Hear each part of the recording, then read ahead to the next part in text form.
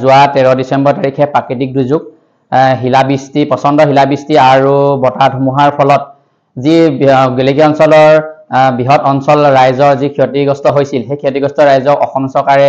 যি 19 কোটি টকা ধাৰ্য কৰিছে তাৰ বাবে অসম চৰকাৰক পোনপ্ৰথমে আন্তৰিক ধন্যবাদ জনাইছো আৰু অতিকৈ দুৰ্ভাগ্যবশত যে যোৱা দুদিনৰ আগত সমূহ ৰাইজক যি চৰকাৰে সাহায্য প্ৰদান কৰিছে সেই সাহায্য প্ৰদান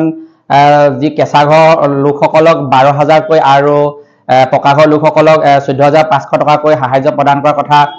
যি তেওঁলোকে চেক বিতৰণ কৰিছে তাত আমি এতিয়া দেখিবলৈ পাইছো আজি আমি সেই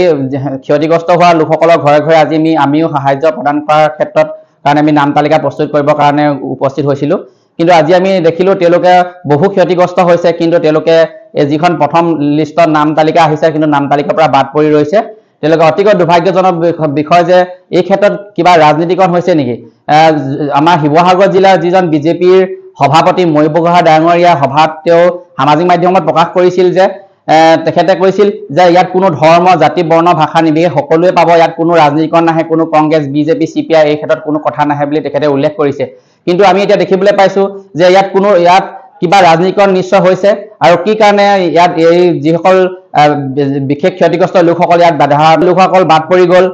ইয়াত আটাইতকৈ লক্ষণীয় বিষয় আৰু গতিকে আমি চৰকাৰক এই ক্ষেত্ৰত দাবী জনাইছো যাতে যিসকল বিশেষভাৱে ক্ষতিগ্ৰস্ত হৈছে তেওঁলোকে যাতে নাম তালিকাত অন্তৰ্ভুক্ত হ'ব লাগে তেওঁলোকে ক্ষতিগ্ৰস্ত হোৱা লোকসকলে যাতে তেওঁলোকৰ সুবিধাসমূহ লাভ কৰে তাৰ বাবে আমি দাবী জনাইছো আজি আমি যেহেতু উপস্থিত হৈছিলো বৰফুকন পঞ্চায়তৰ অন্তৰ্গত বৰবাৰী গাঁৱত সেই বৰবাৰী গাঁৱৰ ৰাইজসকলে জনাইছে যে তেওঁলোকে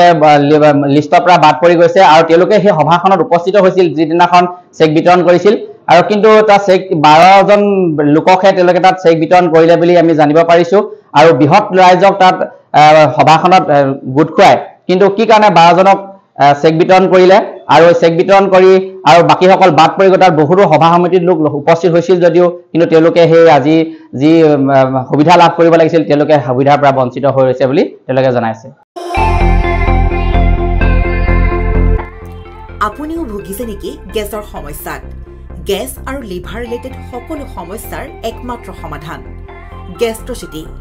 বডজম এচিডিটি ফেটি লিভাৰ পাইলছকে আদি কৰি ভিন্ন গেছৰ সমস্যাৰ সমাধানৰ বাবে কেৱল আপোনাৰ কাষত গেষ্ট্ৰচিটি